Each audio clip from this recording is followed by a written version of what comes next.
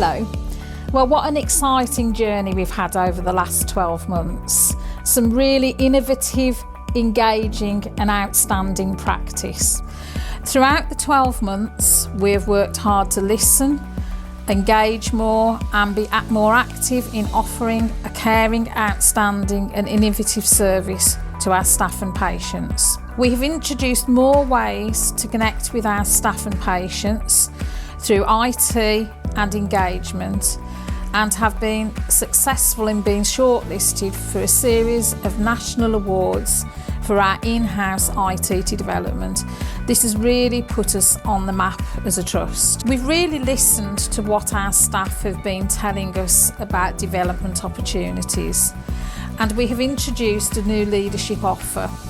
This has seen our staff come together and grow as a workforce. We've also made improvements to our environment, and staff have reacted positively, getting involved in driving change and owning their own areas of improvement. They have pioneered change as a collective group, such as the redevelopment of Pond Lane site, work at Heath Lane, and the game changers at Hallam Street.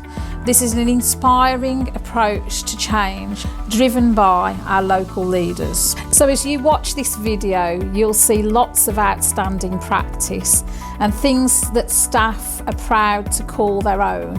So we hope you get an absolutely big Black Country welcome.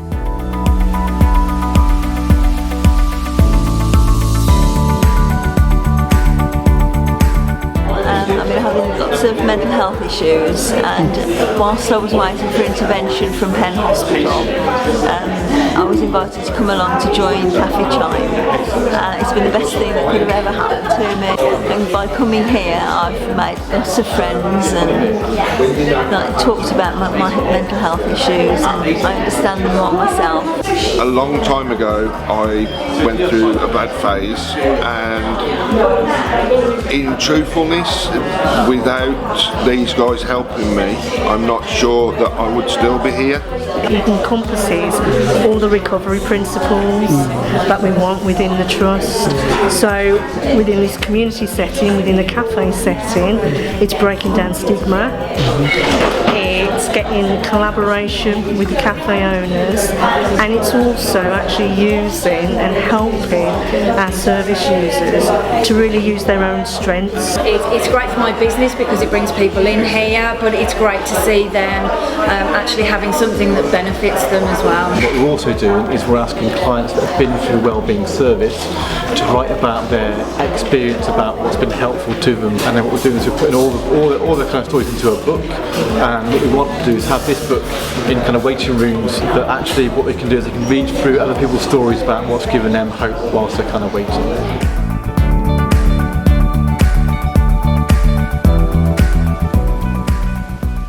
My name's Mark Syrett and I'm the EPR Rio Programme Director, and I came in March, and we'd already done some work towards going live with Rio. We've built a very strong team of Rio specialists. It's taken us 7 months to go live with CYPF, that's Children, Young Peoples and Families, and LD, which is Learning Disabilities. We're currently live with both of those services across Black Country. They had a few sort of teething problems when we went live, but all of those are now being eradicated. So far it's been a real success for those phase 1 services. Our phase 2 is much bigger. It's going to be mental health, older adults and CAMS. We've started work on that already, and we hope that they'll be as big a success as our phase 1 services have been. Well, the Rio process has been, we were so excited to have it coming in actually to go electronic records. We were delighted after all these years. The Rio team have been excellent. The processes have been, they've had really good communication with us. They've been quick in their responses.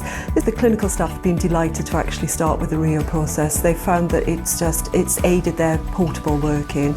And one of the nurses has described it as a portable cabinet, which is a really nice way to look at it, because the records are always with you, you've always got access to them. Really excited about the launch. It's been long awaited, and we really feel that this will support our integrated records moving forward. A lot of work's been done in the division on developing some standardised templates to support risk, care planning, joint formulation and CPA. We're making sure that there's a feedback mechanism through our clinical groups and our management board to ensure that as we continue to move forward, there's no risk presented to our patients or patient information. So we're really happy that this is really going to improve the service provision that we offer in learning disabilities. I was leaving one day and a lady stopped me outside who turned out to be the doctor of one of the patients, and she said, "Oh, this is the therapy dog. I've been hearing about her." This young lady had said she was having a rubbish day that day until the therapy dog came and she played with her, and then she felt an awful lot better afterwards, and that made me feel, well, I've done something useful today. We had a patient who was extremely depressed. She was really low in herself. She felt that she didn't really have anything to live for until she came and saw Crumble, and then she said she had sort of almost like an epiphany. She went home, she rescued a little dog herself, and she's never looked back. The collaborative care planning idea came out of a realisation that there was a struggle, I suppose, around developing really person-centred care plans, or care plans that represented the way that staff were actually working with service users. So we knew there was a disconnect between what was being captured on pieces of paper and staff's hearts and minds in terms of how they worked with people.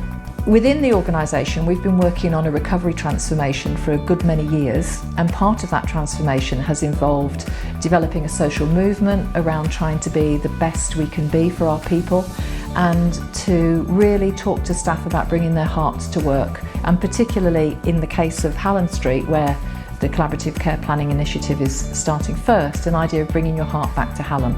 So a few of us got together with some key staff who had fantastic relationships with people on the ground. So we're looking at a trust-wide initiative around the care planning that is founded on solution-focused strengths-based skills and recovery, thinking about how we apply those skills and that ethos in care planning.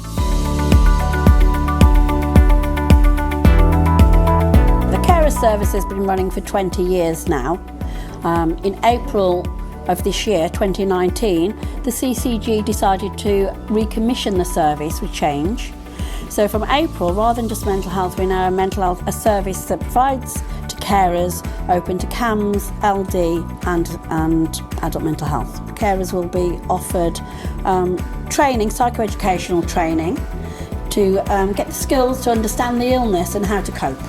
So we identified that there's a lot of Punjabi speaking carers on our caseload, so we identified that they needed some training on anxiety management in their actual mother tongue. So I've put together CBT and anxiety management training course so they can understand in Punjabi how to manage their anxiety.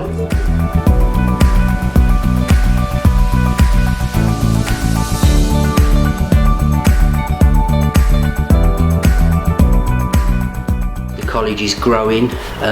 It's growing since it's been 5 years now, and it's becoming even more and more successful. The Recovery College aims to offer hope and opportunities for people that are affected by mental health problems.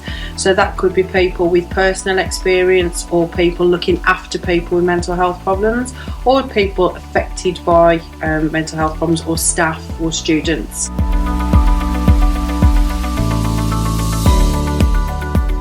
As a Learning Disability Division, we're really excited to be awarded the STP capital bid for a new inpatient recovery centre on the Heath Lane site in West Bromwich. We've been through quite a big system transformation in terms of developing our community services. We now have intensive support and a far bigger forensic service than we had. During that phase, we've reduced our inpatient service provision for assessment and treatment into one unit, So the new build and the opportunity that affords us to build bespoke accommodation is really exciting for us. The new building will be co-produced by our staff, our patients and our commissioners. The aims that underpin this new development is that we intend to keep people from the Black Country within the Black Country and shorten the length of stay that people have in our inpatient services.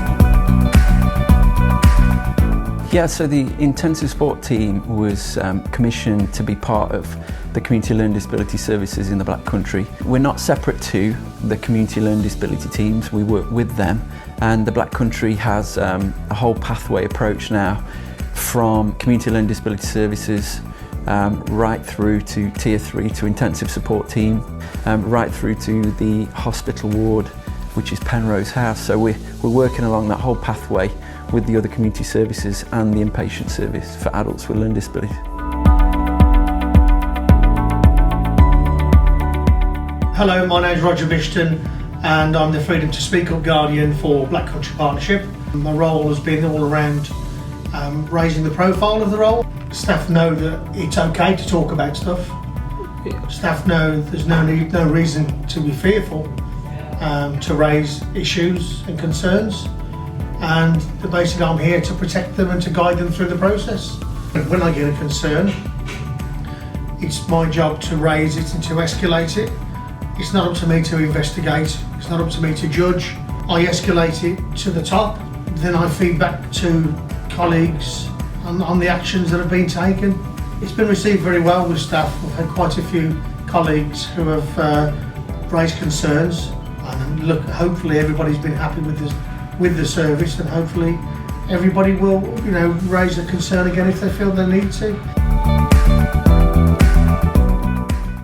Hallam Street Game Changers came out of a social movement idea, which is very much about looking at the energy of staff through their hearts and their minds. It was predicated on this idea of a spiritual energy, which is we're here to make a difference to people's lives, a social energy, we're all in this together, and a psychological energy, we feel safe and supported to make change. I think there's been a lot of positive feedback from staff and patients. Things the movie nights, they've really enjoyed the movie nights. When the rugby final was on, we utilised the big TV that the Game Changers have had put in the resource centre, and we put on breakfast for them and they really enjoyed it. It aids in creating good vibes among staff, good job satisfaction and good recovery for our patients. So we've got a new staff room called the Pines. Game Changers have had a lot of support from our directors in getting new furniture for that, to create a safe place for staff to go and enjoy and relax on their breaks. The Culture Ambassador programme was initially launched in 2016 by the RCN, and we was approached in 2017 to commence our pilots. And the Culture Ambassador programme is a programme around identifying neutral observers within a formal process to tackle unconscious biases, and particularly with a staff group from a BME background. So we launched our pilot in 2017 and we had a number of staff trained as culture ambassadors along with some key leads within the organisation. The training that the RCN offered was absolutely amazing. I think it really set the culture ambassadors off on the right path and gave them all the tools that they needed to do their role. So now you've seen a sample of what our staff really do, and I hope you'll agree with me, there's some really good stuff for people to be proud about, and that's what drives our quality improvement agenda. So moving forward, we really have a bright, exciting future as we merge as trusts. So we hope that you enjoy the visit with us to the Black Country, and we will give you a big Black Country welcome.